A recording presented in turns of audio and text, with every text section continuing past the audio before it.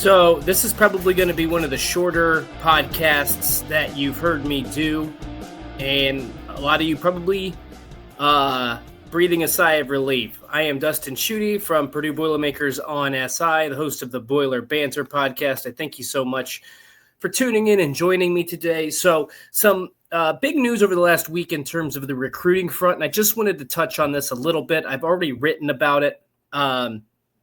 But I thought it was newsworthy enough for a short, quick podcast, probably no longer than 10 or 15 minutes here today. So I'm going to go ahead and jump right in, and that is that four-star forward Quinn Costello committed to Michigan this week.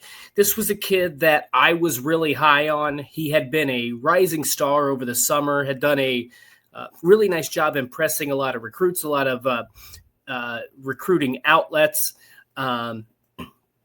And so I don't want to say it was a surprise because nothing really in recruiting is a surprise to me, especially with a lot of different factors right now.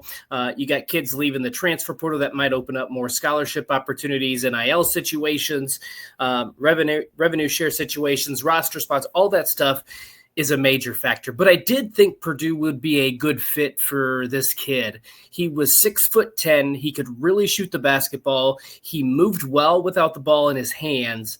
He cut well. He was able to get into transition. And I know I've said this before, so I apologize if I sound like a broken record. But to me, when I watched him play, at least on the offensive end, he reminded me a lot of Robbie Hummel. Now, this kid was 6'10", so I think Robbie was listed at 6'8", so I think he had about 2 inches on him. And so he was probably going to play that 3-4, probably more of like how Cam Heide at 6'7" played the 4 spot. This kid would be able to play the 4 spot in that same sort of way where you're hoping to get some athleticism, some shooting, the ability to stretch the floor again, like Cam Heide, like a Mason Gillis, like a Robbie Hummel in that regard too, right? And so, again, I thought this was going to be a really good fit. He did not really have much of a post-up game that I saw. Now, that doesn't mean he can't get developed. We all know Purdue's track record when it comes to developing bigs, right? But I think that this was a guy who was going to be more off the ball, coming off screens, maybe sometimes create his own shot, get out in transition and able to get buckets that way. Needed a little work defensively. I think Michigan got a really good player. I know there wasn't a lot. He wasn't on a lot of radars. Certainly wasn't on my radar until this summer. But, you saw film of him. He was in some I just lost the word. The AAU. He was in some AAU events that just really turned some heads. So I think Michigan got a really good pickup. And, again, that's it's not, I don't want to say it's a loss for either side because a lot of times these things work out, especially with Purdue's history. They've seen guys who they've been targeting that decide to go elsewhere, and it works out for both parties. So, and to that effect, it was really interesting about a week ago, and I'm recording this on Wednesday, that Purdue extended an offer to a 6'7" guy who plays the 3, Ralph Scott. And that's probably a kid. Now, I don't know too much because it's just been about a week since he's offered him, but probably a kid that you could put in the 2-3 or maybe the 4 spot and feel pretty comfortable with him. They extended that offer a week ago, and I'm recording this on Wednesday the 17th. This will probably be released on Thursday the 18th. But he took his official visit to Purdue on Wednesday the 17th. So that happened really in the snap of a finger. That stuff happened really quickly where he got the offer. A week later, he set up an official visit. And it makes me wonder, did Matt Painter know, like, hey, we're probably not going to get this Quinn Costello kid? Or had he been leaning towards Michigan or Minnesota or another one of those programs that had offered him, to where Matt Painter's like, there's another kid out there that we think we're going to have a good shot with. We think that Ralph Scott's going to fit our kind of mindset. He's going to fit our culture. He's going to fit what we try to do offensively. Again, I think Ralph Scott's a really good player. I've had limited looks at his highlight, but he seems to have a good ability of shooting the basketball and getting to the rim. Another kid that I think probably could use a little bit of work on the defensive end, but at 6'7", he's done some really good things in terms of his length. He'll get in front of the basket and cause problems and get into passing lanes, create steals, get out into a transition. So it's going to be interesting to kind of follow that recruiting. It's happened so fast that I'm just curious to see where that leads and if Purdue's got a really good shot with Ralph Scott. And the other thing with Quinn Costello, again, I really did think that this was the type of kid that was going to commit to Purdue and, I hate to keep saying Robbie Hummel, but kind of play that level of role where he could be a stretch four and maybe develop at least some level of an interior post game and then be, really skilled in multiple facets. But the other thing is that it has to make you wonder how much of a serious contender is Purdue for Cameron Williams, the 5-star power forward who comes in at 6'11", because remember, that's really the one big area that Purdue's going to need next season that they're not going to have. Now, they're going to need some backup at the center spot. They're obviously going to need some help in other areas, but the 4 spot's going to be wide open. Trey Kaufman-Renn is gone. Liam Murphy is going to be gone after this season. There's a good chance that Jack Benner, who is another one of those guys that can play the 2 through the 4 just because of his high basketball IQ and because of the different things he can do on a basketball court.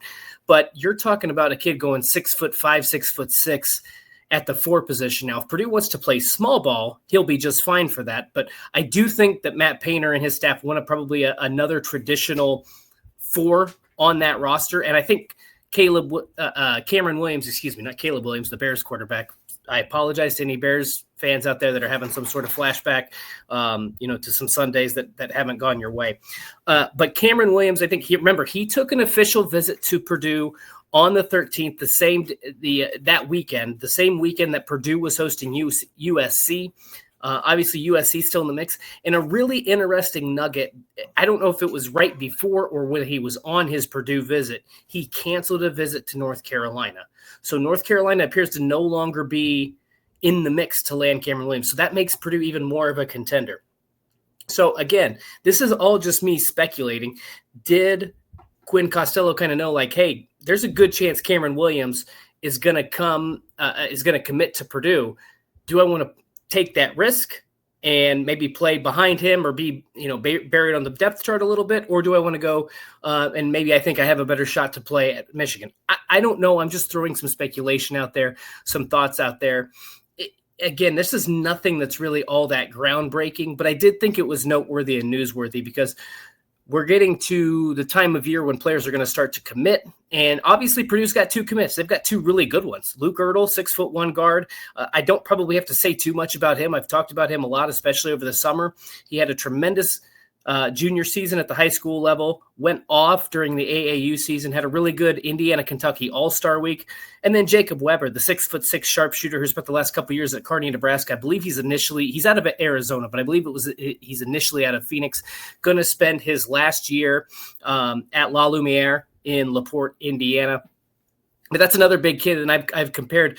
I think he can be the type of player similar to a Fletcher Lawyer, similar to a Ryan Klein, really good at coming off screens, spot up, knocking those shots down, just a sharpshooter all around. So it's going to be interesting. I think there's a couple other guys that are in that 3 to 4 mix that Purdue are recruiting that could still be a factor for that 2026 class. You look at Colbin Landrew. He's rescheduled some of his visits. Maximo Adams, Bo Ogden, who is a kid that's has shown a lot of interest in Purdue, but remember, he's got family ties. His dad's the general manager or whatever title it is down there at Texas. So it'll be interesting. I don't know that he is a strong candidate to come to Purdue, but you never know. And then, as I mentioned earlier, Ralph Scott, who got the recent offer. So this is going to be a really fun time of year. Obviously, we got football and volleyball in full force, and the football team's 2-1. The volleyball team's off to a tremendous 7-1 start. A lot of things to look forward to there. But the men's and women's basketball season's getting closer, and as we get closer to December, we are going to start to see more of this recruiting kind of play out. I'm going to be intrigued to see how this all unfolds, but Ralph Scott's a name to keep an eye on. And then Cameron Williams, again, the number 5 overall player, the 5-star prospect. That's another name to watch here in these next couple weeks as well, especially with Quinn Costello, again, committing to Michigan. I want to thank you guys so much for tuning in. Again, I told you this was going to be a short episode, and I will keep my promise. And later this week here on either Thursday or Friday, I will drop a little bit of a Purdue football preview as they head to South Bend to take on the Notre Dame Fighting Irish. Thanks again so much. My name is Dustin Schutte from Purdue Boilermakers on SI. This has been the Boiler Banter podcast. Thank you so much, and I will talk to you soon.